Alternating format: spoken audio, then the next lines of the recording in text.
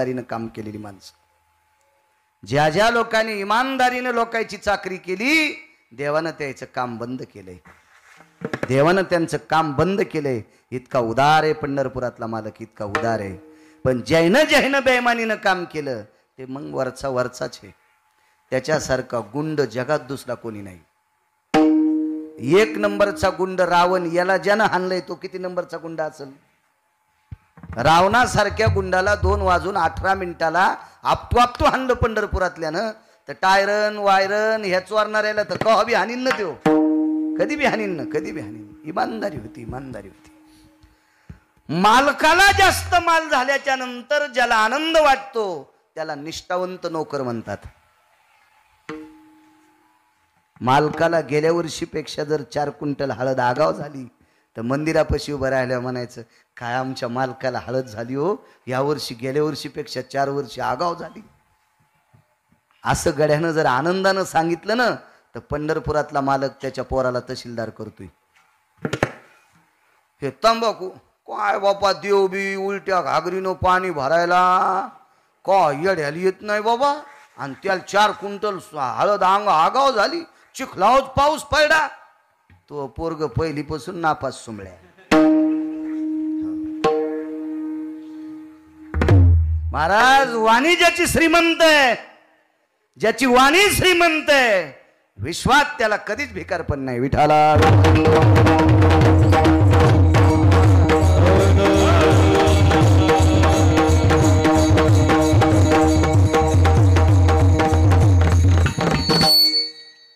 सज्जन माणसं काम करणारी, सकाळीच कामाला लागलेली. तुकोबर आहे बांधावर पाहिल्याबरोबर इळा खाली टेकला आणि एक जण गेलं. काय महाराज, मला 10-11 वाजूस तर गहू कापायला काम मिळेल का. आमचा एक सोबती आला नाही महाराज, हे घ्या इळा. आणि तुकोबर आहे गहू कापू लागले, गहू कापू लागले. सज्जनांनो, ह्या लोकायला गहू कापता येत होता का गाथा पहा, मग लक्षात येईल तुमच्या. तुकोबरायला काय काय करता येत होतं, नुसता गाथा वाचून बघा, गाथा वाचून बघा. आता एखाद्यानं सांगावं तन लय झाले. 400 वर्षापूर्वीचा सिद्धांत, निवडावे तन शेती करावी जतन. अजून एक पुरावा आहे, मागचं सांगत नाही. मग गाडीवरी वाहती, मग गाड्यानं माल घरी येईल. त्याच्या मागचं पुढचं घरी गेल्या वाचा. काय अधिकार असेल या लोकांचा. पूर्ण अभ्यास, पूर्ण अभ्यास. 15 गायी येलेल्या दूधच काढता येईन. वासर गायीकड टकटक पाहलेत आणि ह्यो गायीच्या कासाकड टकटक पाहलाय. गडी पडीवर आहे, गडी पडीवर आहे. वासरायला हे सोडीनं म्हणून पिता येईन आणि याला काढता येईन म्हणून काळा चहा प्याले.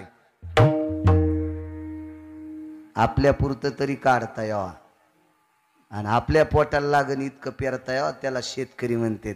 नसते आपल्याला शेती आहे, हा ही इथून आपलीच आहे. हो, हळद खाली लागते का वरी ते नका विचारू. हाणायला पाहिजे तुला चांगल्या निब्बर दांड्याने. विडाला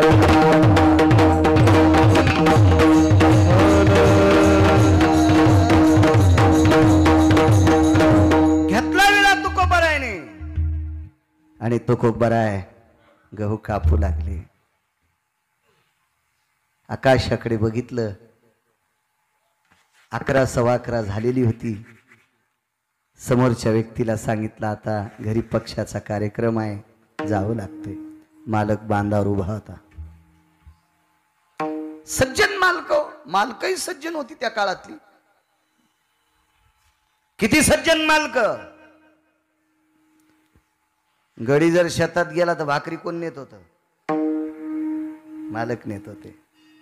100-100 200 एकरवाला मालक झोपड्यात राहणाऱ्या गड्याची भाकरी डोक्यावर टोपल्यात दुरडीत घेऊन ती भाकरी घेऊन गड्याची शेतात जात होता. आकड्याची काठी टेकीत टेकीत, कुरकुर वाजणारा बूट, समल्याचं पागुट रेशमाचं अशी वजनदार मालक गड्याच्या पोटाची व्यवस्था करीत होते.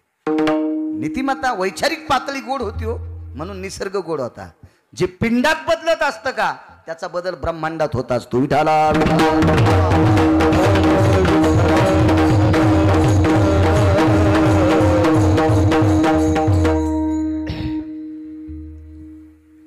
नीती संपन्न मालक. एका नौकरानं सांगितलं, मालक तुकोबराय जायचं म्हणते. बर, जवळ आले, रामराम घातला. येता आंबिले, आंबिले आडनाव होतं तुकोबरायचं. येता, होय येतो मी. एका एक 3 पेंढ्या टेकल्या. तुकोबरायला एका पेंढीची अपेक्षा होती. 3 पेंढ्या टेकल्या, एकावर एक 3. न्या तुकाराम महाराज, न्या पेंढ्या. अंतःकरण भरून आलं. 3 पेंढ्या दिल्या. किती गहू पडतील? 50 लोक मस्त कन्या केल्या की जेवतील, चिंता नाही. चल, त्या 3ही पेंढ्या तुकोबरायांनी डोक्यावर घेतल्या. येऊन या काळ बैसला शिवसा सांगतोय. पेंढ्यावर डोक्यावर घेतल्या, निघाली तुकोबराय. गडबड कशी होती माहितीये का? पित्र त्या दिवशी होते ना,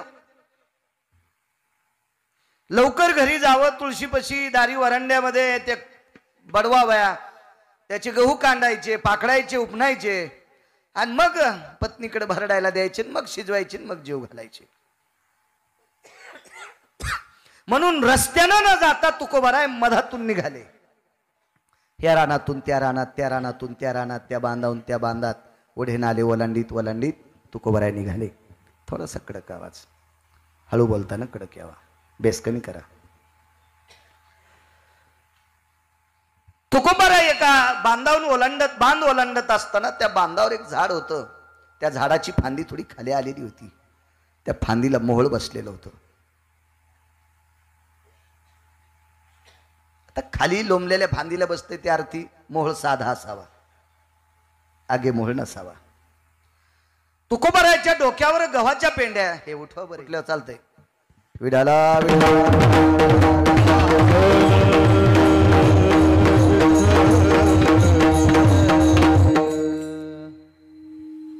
गव्हाच्या पेंड्या डोक्यावर होत्या. घरी जाण्याच्या गडबडीनं गव्हाच्या पेंढ्या खाली लोंबकळलेल्या फांदीला बसलेल्या मोहळाला पेंढ्या लागल्या. कुठल्या माश्या, काय माश्या चावा घेत होत्या तुकोबरायला. संत महिपती सांगतात, खूप चावा घेतला तुकोबरायचा, खूप चावा घेतला. एक जण म्हणला, हे कशातले आलेले?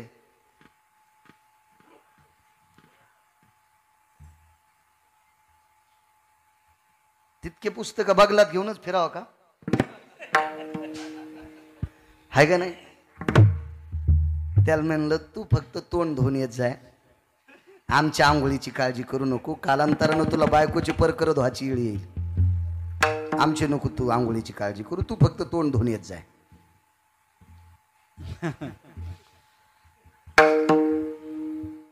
संत महिपती सांगतात, एवढ्या माशा चावल्या, इतक्या माशा चावल्या, एकही माशी तुकोबरायाने हल्ली नाही. त्याचं कारण सांगतो. तुकोबरायचं एक आंतर मन म्हणत होतं, माशा झटका.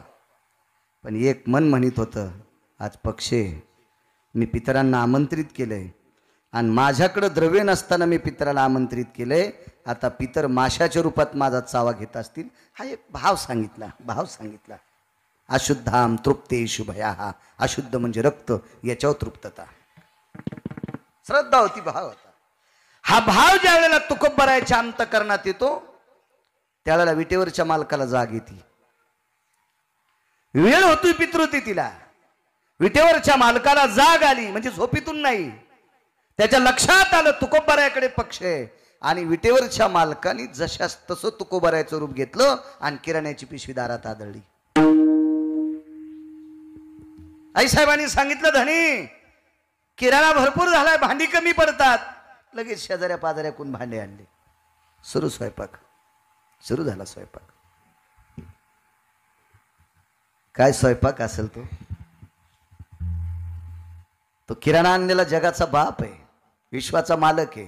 दिसायला तुकोबर आहेत, स्वयंपाक करायला आबाजींची कन्या आहे, तुकोबरायांची धर्मपत्नी आहे, आबाजी गुळवे पुण्याची. श्रीमंत व्यक्ती त्या काळातला 3600 एकर ऊसाचा मालक. 3600 एकर ऊस होता त्या काळात.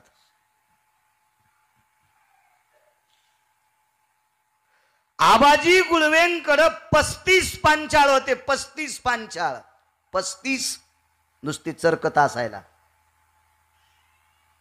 हे लोखंडी चरक नव्हते ना तेव्हा.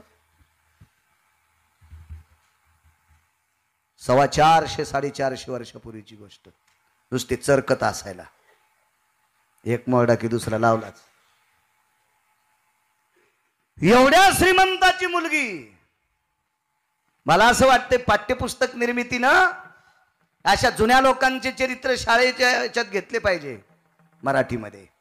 आता मला वाटतं 2024ला अभ्यासक्रम बदलणार आहे. याच्यामध्ये बऱ्यापैकी 27 ते 30% परमार्थ येणार आहे. आणावाच लागणार आहे. दोन्ही बैठकीत निर्णय झालाय, घ्यावाच लागणार. मधल्या काळामध्ये 1964 साली पदाचारी मिशन नावाची संस्था भारतात आली आणि या पदाचारी मिशन नावाच्या संस्थेने या भारत देशातल्या पाठ्यपुस्तक निर्मितीवर घाला घातला आणि याच्यातले ओरिजिनल जे पाठ आहेत, ओरिजिनल जे कविता आहेत, गद्य पद्य याच्यावर घाला घातला आणि त्याच्यातलं मुख्य तत्व काढून टाकलं. काय सुधारता होती त्या काळात. त्या काळातलं काही ऐका, गोडच होतं. तुम्हाला एक सांगू का, तमाशातली गाणी सुद्धा ऐकावीसारखी होती. तमाशातली गाणी सुद्धा तुमच्या फायद्याची होती. कलगीतुऱ्याची गाणी तुमच्या फायद्याची होती.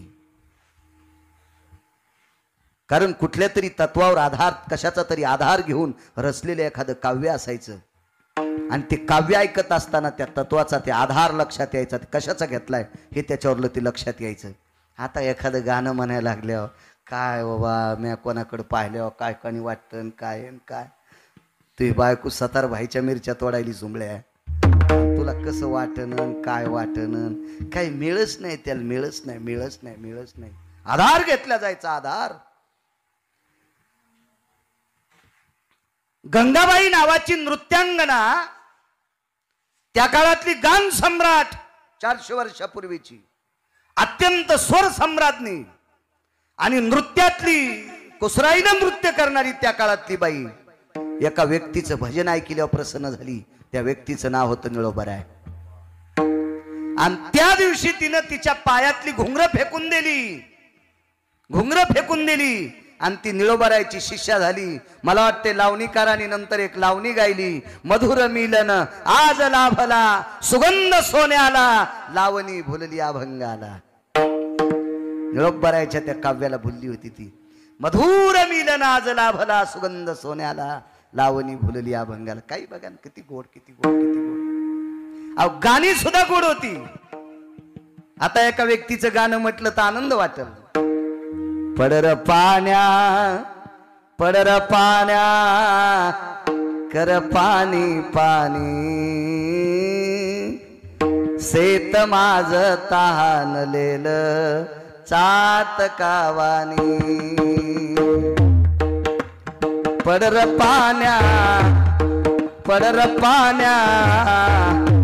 मृगा आधी रोहिणीचा, पाळणार लागे भावाधी बहिणीचा, पाळणार लागे भावाधी.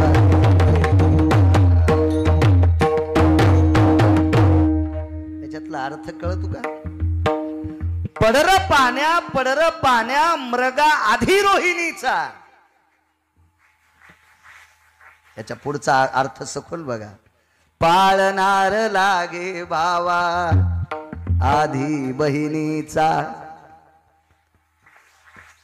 मार्कंडेय सांगतात, जाबाली सांगतात, बहिणीचं लग्न झाल्याच्या नंतर ज्या दिवशी बहिणीला आपत्य जन्माला येतं का, त्या दिवशी भाऊ मुक्त होत असतो. त्या दिवशी भाऊ तृप्तीचा ढेकर देत असतो, आज मी मामा झालोय, म्हणजे त्याच्या बहिणीचे पाय त्या घरात रवले, त्याच्या बहिणीच्या त्या घरात पाय रवले असे समजायचं. इतकी त्या काळातली गाणी सुद्धा गोड होती.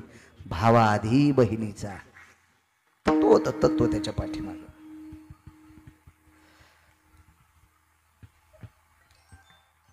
श्रीमंत शेतकऱ्याची कन्या, समर्थ शेतकऱ्याची कन्या, आणि तुकोबारायच्या जीवनात एका लुगड्यावर संसार केला.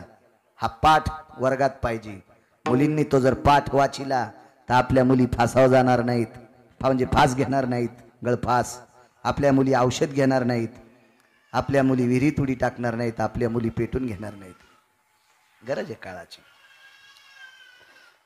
योग असा आला, पंढरपुरातले मालक सामान जमा करायला, भांडी कुंडी जमा करायला पोचली. सगळी भांडी कुंडी आणून दिली. यथासांग स्वयंपाक झाला. येऊन या काळ बैसला शिवसा. आणि मग पितर आली, जेवायला बसली, जेवण झाली. पितराचे पाय धुवायला कोण होतं माहिती? तुकाराम महाराजाच्या रूपात कोणी पाय धुतले पितरांचे? पंढरपुरातल्या मालकाने. गंध कोणी लावला? पंढरपुरातल्या मालकाने. पितरांची पाय धुतली पंढरपुरातल्या मालकाने. आणि आता काल परवाचे काही काही माणसं म्हणतात मी श्राद्धाचं खातच नाही. अरे तो काय काय खाल्लंस तू? तोंडच सांगत सुमळ्या. 9-10 नद्याला धुतलं तरी तू थुत्तर धुतल्या जाईन, आणि तू म्हणतो मी श्राद्धाचं खातच नाही. तू नाही खाल्लेलंच बरं, त्याला मोक्ष भेटणार नाही. त्याच्यापेक्षा तू ह्या वाट्याचं डुकराला टाकू. अशी काही अहो नियम कोणी सांगावा, नियम कोणी अंगाला चिटकावा, याचा नियम आहे का नाही? काहीच नियम नाही, काही माहित नाही, आणि उगाच सांगायचं आपलं काहीतरी. आधारा वाचून काय सांगशी कहाणी. ज्या गोष्टीला आधार नाही ते बक बक बक बक नाही बोललं पाहिजे. नवीन लग्न झाल्या माय म्हणती बाब्या, माय तू औंधात लग्न झालंय, अक्षिदा घेऊ नको बापा. कसं बाब्याला शिंग येणार आहेत का? माय तू अंगाला हळद लावली, इतका कावळा आहे का तू बाब्या? हळदीतून आऊत हाणताना चालला तर हळदीचे पानं वरबडे, इतके त्याचे पाय खरबडेत. आणि त्याला काय होतं? पितराची खीर खाल्ल्यावर इतका शहाणपणा. कोण यायला नियम सांगत यायचे यायलाच माहिती. ज्ञानोबाराय तुकोबारायचे नियम एक ऐकत नाही. आणि भंगीरेनं सांगितल्यावर मी लवंगाव मंगळवार धरीते. तुकाराम महाराजाची चुलती आहेस तू, लवंगाव मंगळवार धरायली. 3 उपासाच्या व्यतिरिक्त बाईनं उपास धरायचा नाही. एकादशी, सोमवार, शक्य असेल तर प्रदोष. एक बी उपवास किमान नांदेड पासून आळंदी पर्यंत ह्या पट्ट्यातल्या बाईनं धरायचा नाही. वाचून सांगतोय पठ्या, वाचून. भंगिरेचं ऐकून नाही सांगत, वाचून सांगतोय. वाचून वाचून वाचून सांगतोय. आणि जर कोणी म्हणलं असेल मी वाचिलेल्या 250 ग्रंथात, जर हा उपास धरा असा ग्रंथ कोणता सांगत असेल तर मला त्यानं फक्त दाखवावा. मी जीवनभर त्याच्या चपला सांभाळतो. काही सांगून ऐकत कोणाचं? आता सगळ्यात जास्त बायका आपल्या दवाखान्यात. श्रावण संपलाय ना काल. काही काही बायाला अधिक मास अधिक श्रावण 60 दिवस उपवास. 60 दिवस हो उपवास धरायला बाका. नवरा म्हणला जेवायला वाढतं, ती म्हणली सकाळीच खाल्लं होतं ना, म्हणून तर पाऊस पडन, म्हणूनच पाऊस पडन, म्हणूनच पाऊस पडन. नवरात्र झाल्या की आपल्या बायका जास्त दवाखान्यात. हेमोग्लोबिन कमी झालं, आमकं कमी झालं. 1.25 महिन्याच्या मुलीची पिशवी काढली पाहुण्याची आमच्या. लग्न झाल्यावर 1.25 महिन्याच्या नंतर गर्भाशयाची पिशवी काढली. 1.25 महिने लग्न झाल्याच्या नंतर गर्भाशयाची पिशवी काढली. तज्ञ डॉक्टरनं सांगितलं ही उपास जास्त धरीत होती. कोणी सांगितलं तुम्हाला आगावपणा करायचा? माझे ज्ञानोबाराय तुकोबाराय सांगतील ते उपास धरायचे. भंगिऱ्याचे उपास धरू नका, मानकाड मोडून जाईल, मोडून जाईल, मोडून जाईल. तुम्हाला एक सांगू माझ्या माईंनो, राग येऊ देऊ नका. जिला नवऱ्याची किंमत वाढवायची का तिने बाकीचे उपास धरायचे नाही. जिला नवरीची किंमत वाढवायची का, तिनं बाकीची उपत धरायची नाही. कशी किंमत सांगू का तुम्हाला? घरची बाई जर सक्षम असेल ना बेले पाटील, सदृढ असेल, ताकदवान असेल, शक्तिशाली असेल, तर त्यानंच घरी माणसं जेवायला आणि चहा पाण्याला न्यावा. उपास धरू धरू ती ह्या भिताडाव पडायली, त्या रानाच्या वाट्यावर पडायली. यानं काय नाही, फक्त दुसऱ्याच्याच सप्त्यात आणावं. पंढरीनाथ बॉल म्हणलं नाश्ता करायचा, 7व्या मिनिटात नाश्ता तयार झाला. इथल्या घरी बसलो होतो आम्ही. हो,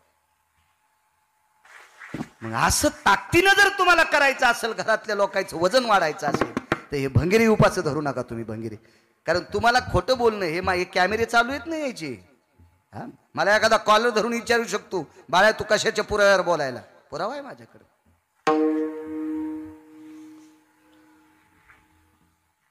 पाय धुतले पंढरपुरातल्या मालकानं, इथपर्यंत आलतो ना.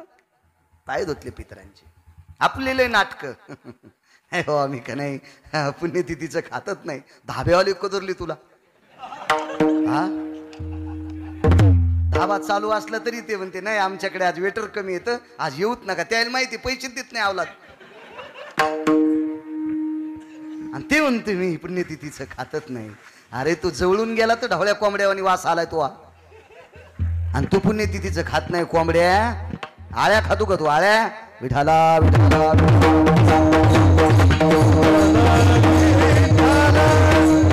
या पुण्यतिथीला कोणी वाईट म्हणायची ताकद आहे कोणाची? कारण ज्या व्यक्तीचं आज गोड जीवन आहे त्या व्यक्तीच्या नावानं ज्ञानोबराय तुकोबरायचं भजन आहे. एका एका शब्दावर, एका एका अन्नाच्या कणावर रामकृष्ण नामाचा ठसा आहे. आजच्या अन्नाला बाधित अन्न, पवित्र ते अन्न हरिचिंतनी भोजन. वा, पवित्र अन्न आहे. स्वयंपाक चालू आहे किंवा स्वयंपाक झाल्याला जरी ढिगाल पडलेला असेल तरी भजन त्या स्वयंपाकावर आदळायले. आपण चालूच पंगत झाल्याच्या नंतरही गजर करणार आहेत. वदनी कवळ घेता नाम घ्या श्रीहरीचे भजन म्हणणार आहेत आपण. पवित्र अन्न आहे ते. काय माणसायची आटापिटी बाबा, सीमा नाही त्या आटापिटीला, सीमा नाही.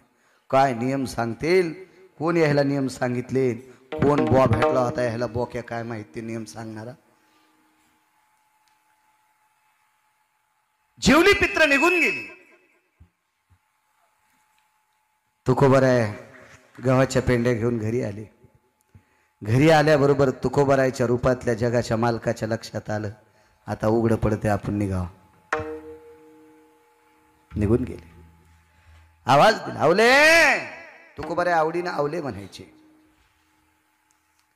माणसानं आवडीनं पत्नीला नावानं बोललं पाहिजे. सावित्री, ए दुर्गा, वत्सला, ए अनुसया, द्वारका, जे काय नाव असेल ते तुम्ही म्हणिनत म्हणून त्या म्हणाल्यात. विवेक, ए अनिरुद्ध, ए जीवन, लवकर ये रे, आपल्याकडे गिरगावकर आलेत. तुम्हाला वाटलं जीवन म्हणजे हिचं पोरगच असेल, पण जीवन आल्यावर त्याला दाबण्यासारख्या मिशा होत्या. अरे म्हणलं हे तर जीवना दिसायला जीवन नाही, मोठा जीवन आहे. म्हणलं बाई हे कोण आहेत? माझे मिस्टर आहेत. येतो म्हणलं बाई मी. नाही चहा घ्या ना. नको म्हणलं. नवऱ्याला जर जीवन म्हणालीस तर मला गॅसच्या पाईप ना हनशीन चतुरा. येतो मी, येतो म्हणलं, येतो. तो चहा प्याल्यावर गाडी पुलाखाली जाईन. एकदा वाचलो तर कंबर मोड आहे, आता नको, माझ्या मान मोड ना, आता तो चहा नको मला, बस झालं. वजनात बोललं पाहिजे माणसाने, वजनात. कारण आपल्या घरी येणारी स्त्री त्या गोत्राची काशी करून आपल्याकडे आलेली असते. ते गोत्र चुरगाळून टाकलेलं असते. महाराज, दुसऱ्याची मुलगी आपल्या गोत्रात विलीन होती, आपण तिला लक्ष्मी म्हणून सांभाळायचं. लालनाथ पालयंते भार्या, ताडनाथ नैव पालयंते. शिष्टाचार सांगितला आपल्याकडचा, श्रुतीशास्त्राचे नियम आहेत. पत्नी एक लक्ष्मी आहे, तिला आदराचं स्थान आहे घरात. आदरानं पत्नीचा सांभाळ करायचा, हे बी नीती धर्मात आहे. हे असो वनिता आपुली, आळंदीतल्या मालकांचं वाक्य. हे असो वनिता आपुली, कुरूप जरी झाली, भोगिता तेची भली, जिया परी. धर्मलक्षणाचं वर्णन केलं. आळंदीतल्या मालकांनी. ही सुद्धा निष्ठा आहे, श्रुतीशास्त्र सांगते. अवले जी मालक जी जी जी मोगरी अंग, मोगरी म्हणजे बडवायचं साधन. येऊन या काळ बैसला शिवसा सांगतोय. आणि जिजाबाई स्वयंपाक करून करून अशा घामाघूम झालेल्या होत्या. आनंद त्यांच्या अंतकरणात मावत नव्हता. आज आज किती माणसं जेवली, किती माणसं जेवली, काय स्वयंपाक झालाय, काय मी स्वयंपाक केला, किती किती जेवली पित्र, किती आनंदानं जेवत होती, पोट भरून जेवली. बाहेर येऊन पाहतात तर पेंढी 3 पेंढ्या आहेत. काय मालक, गहू बडवायचे. कशा करता, पित्रा करता कन्या करायच्यात. अहो मालक, तुम्ही सगळं सामुग्री आणून दिली, मी स्वयंपाक केला, पितर जेवले केले. तुकोबाराय पत्नीला एकांतात बोलतात. बोले मी आणली सामुग्री, होय. पितराला गंध कोण लावला, तुम्हीच लावला. पितरांची पाय कोण धुतली, तुम्हीच धुतली. तुकोबारायने विचार केला, मी पेंढ्या आणायला गेलोय, मोहळ चावून तोंड लालबुंद झालंय. जिथं जिथं हा अंग उघडे तिथं मोहळाच्या माशा चावल्यात, लालबुंद शरीर झालंय. आणि कोण माझ्या जागेवर आला असेल. मग कळालं हे सगळं काम विटेवरच्या मालकाने केलं. येऊन या काळ सांगतोय बैसला शिवसा. बघा बघा, सहज काही काही आता थोडेफार आपल्यात जरा जोरा काही न पाठांतर केलं ना बालासाहेब. नाही मी कपात चहा पेतच नसतो कवापासून. आर तू मागच्या 3 वर्षापूर्वी शेळ्या चोरीत होता ना, तो आता इकडे आलास. नाही नाही नाही बाबा, नाही नाही नाही नाही नाही नाही नाही नाही, आपण तिरवीचं खातच नाहीत. बापा बापा बापा बापा, तो आता माळ घातली, दात पडणं गेल्यावर, चावणं गेल्यावर, दात पडल्यावर, चावणं गेल्यावर माळ घातली ना तो. आणि आता या शहाणपणा का. हो, कपात चहा पित नाही, बुटात पितो का, बुटात. मला सांगा, शांतीब्रह्म एकनाथ महाराजांकडं स्वर्गातले देव पितर या रूपात आले, ते अन्न कशाचं होतं, पितराचंच होतं ना. पण नाथबाबा भजन करीत होते. पण जिथं भजन झालं असेल ते अन्न पवित्र. हा,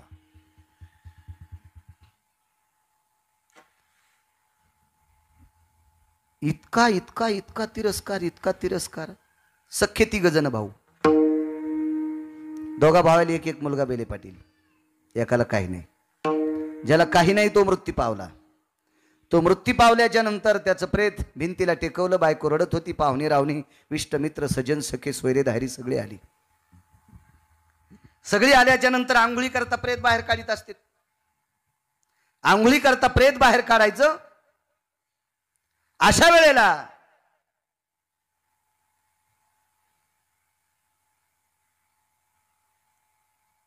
आंघोळीला त्यावेळेला प्रेत बाहेर काढत असतात. अगोदर पाणी पाजणाऱ्याचे कपडे काढीत असतात. गाडगट व्हावं लागतं ना दारी नेऊन. पण गाडगट व्हायलाच माणूस नाही. आणि भावाला दोघायला 2 पोरं, याला एक आणि त्याला एक. गावात एक प्रतिष्ठित व्यक्ती होता. बाई रडू लागली. त्या बाईला सांगितलं, बाई तुमच्या मालकाला आंघोळ घालून मळ्यामध्ये पेटवायला न्यायचंय, पण त्याच्यासाठी पाणी पाजणारा कोणी नाही. आम्हाला 2 पुतणे आहेत. त्या व्यक्तीनं सांगितलं, बाई ह्या दोघांपैकी एकानं पाणी पाजावा असं जर तुम्हाला वाटत असेल तर तुम्हाला बॉन्डवर लिहून द्यावं लागते 10 एकर जमीन. बॉन्ड आणला. बाईनं तिथं सही अंगठा केला आणि त्यानं 10 एकर जमीन दिली. जो पाणी पाजीन त्याला 10 एकर जमीन. दोन्ही चुलत्याच्या पोरानं कपडे फाडले आणि दोन्ही गाडगे घेऊन उभेच. दोन्ही गाडगे घेऊन उभेच. दृष्टांत कळाला. बापाचं जितकं स्थान असतं का तितकंच चुलत्याचं असते. तितकाच अधिकार चुलत्याचा असतोय. कुक्षस्तो तो नैव साम्रेताशीही. इतकी बाजू जर सोडून दिली तर बाकी तितका समान हक्क असतो. समान समान समान दर्जा. तिथं देव देव प्रॉपर्टी घेतल्याशिवाय चुलत्याला पाणी नाही. तो देव आहे. तुकोबाराच्या पित्राला गंध लावतोय. तुकोबाराच्या पित्राचे पाय धुतले. बरं ते लायकीचे तरी असतील का काही लोक गावातले. का गावात काय सगळीच माणसं चांगली असतात असं कसं म्हणतात. पण आज ते तुकोबाराच्या घरचे अतिथी देव आहेत. पाय धुतले. आणि मग तुकोबारा एकांतात पत्नीला म्हणतात, आवले मी नव्हतो गतो. तो विटेवरचा मालक होता. बाई मी आज त्यांना लय काम सांगितलं हो. गावातून भांडे जमा करायला सांगितली मालक. सगळी भांडी रिकामी झाल्यावर नेऊन त्यांनीच घासून घुसून धुवून भांडी दिली. मी किती काम सांगितलं. हावले तो जेव घातलंस का नाही. मी किती वेळेस म्हणले जेवा जेवा. ते म्हणले मी नंतर जेवतो. आणि मग तुकोबारायने हाक मारली. विटेवरचा मालक धावत आला. विचारलं देवा आज तू स्वतः किराणा आणून दिलास. जी. भांडे गावातली जमा तू केलीस. जी. भांडी धुवून नेऊन तूच दिलीस. जी मीच दिली. पितरांची पाय देवा तुम्हीच धुतली. होय. गंध तुम्हीच लावला. होय मीच लावला. सगळ्यांना स्वयंपाक तुम्हीच वाढा. मीच वाढा. विडे तुम्हीच दिले. मीच दिले विडे. तेव्हा जेवावं लागते. आणि तुकोबारायच्या घरी जगाचा बाप जेवला. कितीतरी वेळेस जगाचा बाप जेवला. आता एकांतात तुकोबाराय काय म्हणतात ऐका पुढे. आता आपल्या कडव्याचं उत्तर आता मिळेल. येऊन या काळ बैसला शिवसा. तुकोबारायनी देवाला विचारलं देवा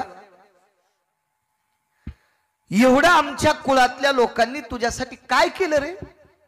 काय केलं तुझ्यासाठी की जेणेकरून माझ्या गैरहजेरीत तू माझं रूप घ्यावा आणि आमच्या घरी किराणा आणून टाकावा. वाटतील ती अनावश्यक जी प्रतिष्ठित माणसं करत नाहीत अशी कामं तू करावी किंवा सर्वसामान्य माणसं करत नाहीत ती कामं तू करावी. विटेवरच्या मालकाच्या डोळ्याला पाणी आलं. आणि तुकोबारायला सांगितलं महाराज आज 2 लोक तुमच्या इथे जेवायला होते. तुमची आई आणि तुमचे बाबा होते. तुमची आई आणि तुमचे बाबा होते. तुकोबाराय तुमच्या आईचे उपकार सांगू किती येतं. तुमच्या आईने मला भिक्षा वाढली होती. विटेवरचा मालक सांगायला तुकोबाराय तुमच्या कनकाबाई नावाच्या आईने मला भिक्षा वाढली होती. काय भिक्षा. कनकाबाई ज्या वेळेला बोलोबा महाराजांच्या सोबत पंढरपूरला गेल्या त्यावेळेला विटेवरच्या मालकानं कनकाबाईला सांगितलं कनका जी काय पाहिजे ते माग. तर कनकाबाई म्हणल्या आतापर्यंत इतक्या पिढ्यात आतापर्यंत कोणीही तुला काही मागितलं नाही. आमच्या वंशातल्या लोकांनी अशा निष्ठावंत वारकऱ्याची मी पत्नी. तुलाच काय पाहिजे असेल तर माग. कनकाबाई म्हणजे तुकोबारायची आई बोलोबा महाराजांच्या पत्नी. काय पाहिजे असेल ते तुलाच माग. त्यावेळेला विटेवरचा मालक विटेवरनं खाली उतरतोय आणि पितांबराची ओटी करून तुकोबारायच्या आईला भीक मागतोय. भीक माय देशील. काय पाहिजे देवा तुला. माग शक्य असेल तर देऊन टाकेल. खरंच देशील माय. देवा मागून तर पाहे रे. माझ्याकडे जी आहे ती गोष्ट देण्यासाठी मी नकारणार नाही. माग देवा माग देवा माग. विटेवरच्या मालकाने डोळे झाकली आणि डोळे झाकून खाली मान करून एक मागणी केली. मला 9 महिने तुझ्या पोटात जागा दे. मला 9 महिने तुझ्या पोटात जागा दे. मने रामेश्वर भट्ट द्विजा आणि तुका विष्णू नाही तुझा. मला 9 महिने पोटात जागा दे. ते तुकोबाराय म्हणजे प्रत्यक्ष पांडुरंग. विटेवरचे मालक सांगतात तुकोबाराय ज्या माऊलीने मला भिक्षा वाढावी मला लागेल ती भिक्षा वाढावी देणारी माऊली आज तुमच्या इथे जेवायला होती. सुवासीन होती. तुकोबाराय अहो देह पडेपर्यंत ज्यानं माझी वारी केली तुमचे बोलोबा नावाचे बाबा त्यांच्याकरता मी एका गावाचं पंढरपूर केलं. तिथल्या ओढ्याची प्रत्यक्ष चंद्रभागा केली. तरी पण न मानणारा व्यक्ती पंढरपूरच मानेन. हे मायेचं पंढरपूर असं मानलेला व्यक्ती बोलोबा महाराज आज ते जेवायला होते. आता मात्र तुकोबारायने दुखती नस दाबली आणि विटेवरच्या मालकाची दुखती नस दाबून विचारलं देवा ज्या बाईनं तुला भीक वाढावी इतकी बाई पवित्र माझी आई. ज्या व्यक्तीनं मरेपर्यंत तुझी वारी करावी इतकी पवित्र माझे बाबा. यांच्या पितरासाठी इतका बेजार होतोस रे. मग मरू का दिलेस. विटेवरच्या मालकाने उत्तर दिलं तुकोबाराय हे माझे भक्त आहेत. मला प्रिय आहेत त्याबद्दल दुमत नाही. पण मृत्यू थांबू शकत नाही. मी ज्यांच्या पोटी जन्म घेतला, मी वनवासात गेल्या माझ्या बाबाचं आयुष्य संपलं, राजा दशरथाला जावं लागलं, माझ्या पित्याच्या उशाला काळ बसला, तुमच्या आई बाबाच्या उशाला बसेल काय नवल नाही. म्हणून मालक नियमाने 1 वाजला आपलं नाही का, सुट्टी घेतो आता. 1 वाजून गेला. येऊन या काळ बैसला शिवसा, घेतो 5 मिनिटं.